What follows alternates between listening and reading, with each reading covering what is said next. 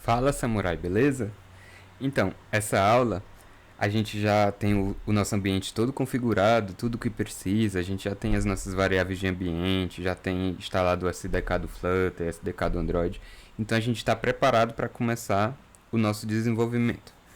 Nessa aula eu queria fazer a criação de um projeto simples e eu queria começar do zero mesmo, eu queria explicar toda a estrutura de um projeto, o que cada pasta faz, para que cada pasta serve, pra gente ir realmente aprendendo todas as bases, beleza? Então, eu já tô aqui com o meu VS Code aberto. Então eu vou vir aqui, cd documentos, cd dev, e eu tenho aqui uma pasta Flutter Samurai. Beleza, então eu vou fazer a criação do projeto aqui. Já tendo o Flutter no path do seu sistema operacional, coisa que a gente viu na aula de setup do environment, basta a gente dar um Flutter create e o nome do projeto. Eu vou chamar de primeiro projeto. Beleza, eu vou abrir aqui. Beleza. Pronto, então essa é a estrutura de um projeto recém-criado Flutter, beleza? Eu vou só rodar aqui. Vou só rodar aqui, enquanto está rodando eu vou explicando, certo? Vamos lá. Estrutura de um projeto. A primeira coisa que a gente nota aqui é que tem duas pastas interessantes, a pasta Android e a pasta iOS. Por que essas pastas existem, certo? Então, o Flutter ele é uma tecnologia cross-platform. Então, o código que a gente desenvolve, a gente vai conseguir compilar para aplicativos Android e para aplicativos iOS, certo? Então, toda vida que você cria um projeto, ele já tem que vir com alguma quantidade de código para Android e para iOS. Esse código já vem aqui nessas pastas. Então, ó, isso aqui ó, é a estrutura de um projeto Android e aqui tem a estrutura de um projeto iOS, certo? Já vem a estrutura básica com algumas configurações já padrões que você vai utilizar quando você for fazer a compilação para a plataforma específica. Então, o Android, por exemplo, isso aqui, como eu falei, é uma estrutura padrão em um projeto Android. Tem Android Manifest, tem o arquivo build.gradle. Essa parte desse código, ele é Java ou ele é Kotlin. Você pode escolher qual dos dois você quer. E a parte iOS é código Swift. Então, toda essa parte aqui, essas duas pastas, você só vai utilizar elas, na verdade, se você precisar fazer algum tipo de código nativo. Então, na maioria das vezes, a gente vai acabar nunca colocando nada dentro dessas pastas, não. Talvez alguma configuração de permissão ou de alguma configuração de alguma lib específica que a gente estiver usando. Mas assim, na maioria das vezes, a comunidade do Flutter já criou quase tudo que a gente precisa. Então, quando se trata de nativo. Então, se eu quero me comunicar com a câmera, já tem isso feito, tanto para Android como em iOS. Eu quero GPS, isso também já tem tudo feito. Então, na maioria das vezes, na maioria esmagadora, você não vai precisar produzir códigos nem para Android nem para iOS. Beleza? Essa pasta build, você pode até ter percebido que ele criou depois que eu executei o projeto. Então é aqui que o projeto está buildado quando eu dou um run no projeto. Beleza? É uma pasta que é gerada automaticamente. Depois disso, tem essa pasta lib, certo? Essa pasta lib é onde vai todo o teu código Flutter. Então, Dart, né? Eu falo código Flutter, mas a linguagem Dart. Então, todo o teu código Dart vai dentro dessa lib aqui. É onde todo o seu código literalmente é feito. Nesse arquivo exemplo, vem só um main.dart com esse código que gera esse aplicativo aqui, esse contador. Certo? Mas assim, obviamente que no aplicativo mais complexo, essa lib vai ter uma quantidade maior de arquivos. Beleza? Outro diretório interessante é esse teste. O Flutter ele já vem com esse diretório teste, onde você vai colocar os seus arquivos de teste. Aqui ele até coloca um exemplo de teste, para esse aplicativo específico aqui desse contador. Beleza? Deixa eu afastar aqui. O que mais? Isso aqui são arquivos metadata, gitignore, que ele cria automaticamente, mas outro arquivo importante é esse pubspec.yaml. Deixa eu dar uma diminuída na fonte aqui para ficar melhor de ver, certo? Então, esse arquivo aqui é o arquivo principal de configuração do projeto. Então tem nome, descrição, qual a versão do aplicativo, qual a versão da SDK. Aqui também você coloca as dependências do seu aplicativo. Eu quero trabalhar com SQLite. Então tem uma dependência do SQLite que a gente coloca aqui e ele vai baixar essa dependência para o nosso projeto. Aqui são as dependências de desenvolvimento. Então dependências que só vão ser precisas durante o desenvolvimento. Porque quando eu gerar um aplicativo para produção, essas dependências não vão ser compiladas juntas. Então vai diminuir o tamanho. E aqui você pode fazer mais coisas, como adicionar assets, que é imagens, ou modificar a fonte. Tudo é feito nesse arquivo aqui.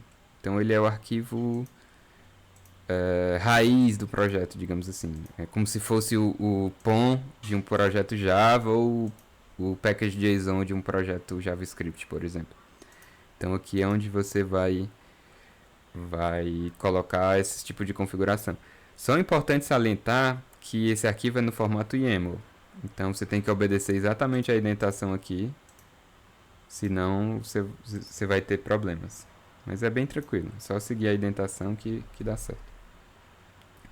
Então é isso, a estrutura de um projeto é basicamente essa. Não tem muita dificuldade também, mas é basicamente essa.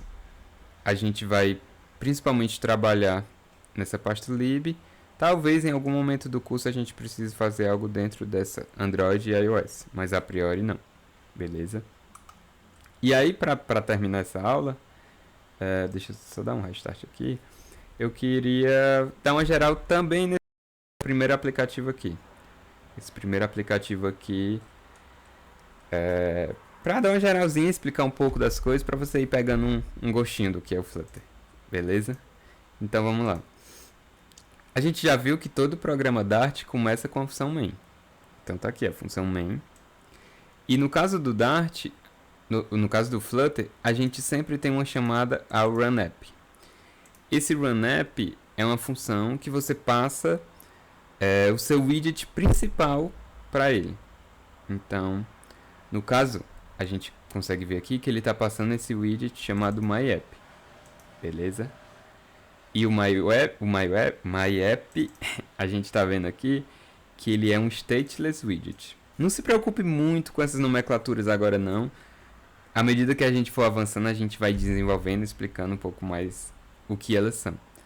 Mas a gente consegue ver que ele é um stateless widget e que ele tem um método build, certo? Então já é algo interessante. E aqui ele retorna um material app, certo? Então o material app é um widget que vai te informar várias já configurações do teu projeto. Então coisas como o título, o tema dele.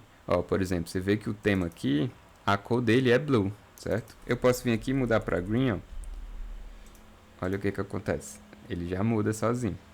Eu quero red. Já muda sozinho. Então, esse tipo de configuração a gente faz aqui no Material App. Todo aplicativo que você for criar vai ter um Material App ou um Cupertino App. Então, o Material App ele já vem com alguns padrões do Material. E se você quiser os padrões do Cupertino, você tem o Cupertino App, certo? E aqui nós temos essa propriedade Home, beleza? Essa propriedade Home, você passa qual é o primeiro widget que vai ser renderizado na tela. Então, no caso, o primeiro widget que vai ser renderizado, esse aqui que você está vendo, é esse My Home Page, que é esse carinha aqui, E aí você já vê uma coisa interessante. Esse cara, ele é um stateful widget. A gente viu que esse cara é um stateless, esse aqui já é um stateful. No momento certo a gente vai entender essas diferenças, mas é só bom ficar na sua cabeça que existem essas diferenças. A gente já conseguiu ver aqui, beleza? E ele tem uma sintaxe um pouco diferente, ele tem esse método createState aqui, e ele retorna esse outro estado aqui. E aqui tem o método build, ó, parecido com aquele método que a gente viu lá em cima. E esse método build, ó, é onde a gente retorna esse carinha que está aqui, ó.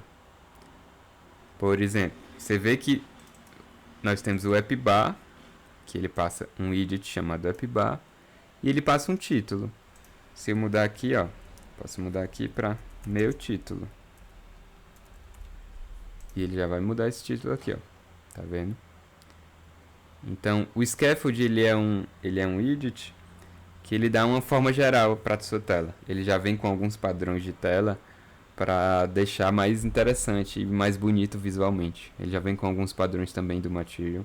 Então, toda tela que você tiver, na verdade, é um scaffold, beleza? Eu não quero muito entrar em detalhe do que cada widget faz, não agora. Eu quero dar só mais uma geral.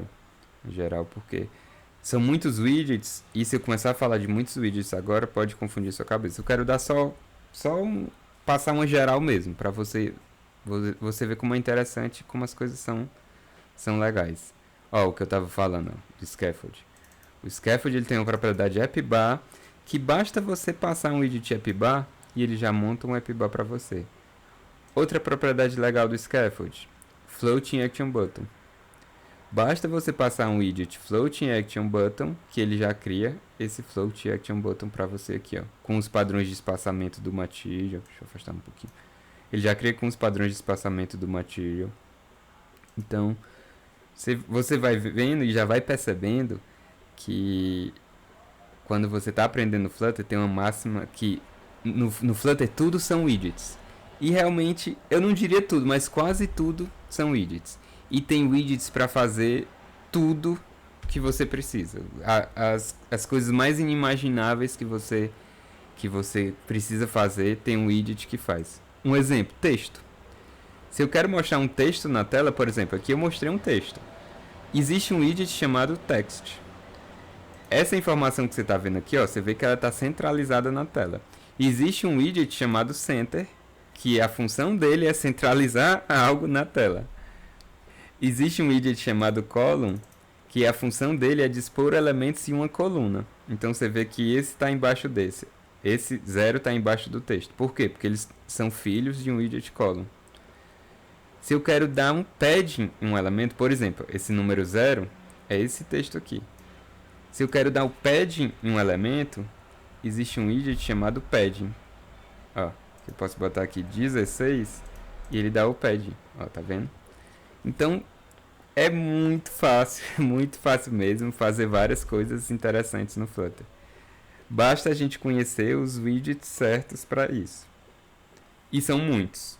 E aí a sugestão que eu dou é não se aflinja com a quantidade de widgets que existem.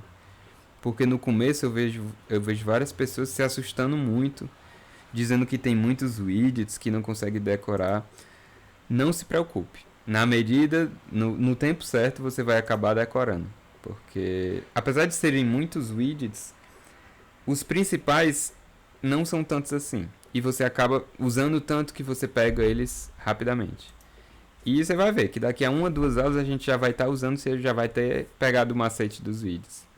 E aí com o tempo você vai conhecendo widgets mais avançados, que fazem coisas mais especializadas. Beleza? Então é isso, pessoal. Essa foi a nossa aula a nossa revisão geralzão, né? o nosso overview do que é o Flutter. Eu espero que você esteja gostando. Espero que você já esteja conseguindo ver a qualidade eu esqueci de falar de uma coisa interessante. Eu não sei se você percebeu durante o vídeo, mas, por exemplo, digamos que eu mude aqui para Blue. Ó, eu não precisei recompilar de novo o aplicativo. Ele instantaneamente atualizou aqui. Isso é uma feature do Flutter chamado Hot Reload, que é sensacional. Isso é uma coisa que quem já trabalhou com aplicações Android, que você faz uma mudança, tem que recompilar tudo. ver que isso é uma coisa que te dá uma produtividade sensacional. Então, isso é um dos grandes trunfos do Flutter e das grandes coisas que torna tão produtivo trabalhar com ele. Beleza? Então, como eu vim dizendo, eu espero que você esteja gostando, espero que você esteja já vendo a beleza que é o Flutter, a facilidade de fazer as coisas. E a gente vai avançando com o tempo e vai pegando coisas mais especializadas. Espero que você esteja gostando. Na próxima aula a gente se vê de novo. Valeu, até mais.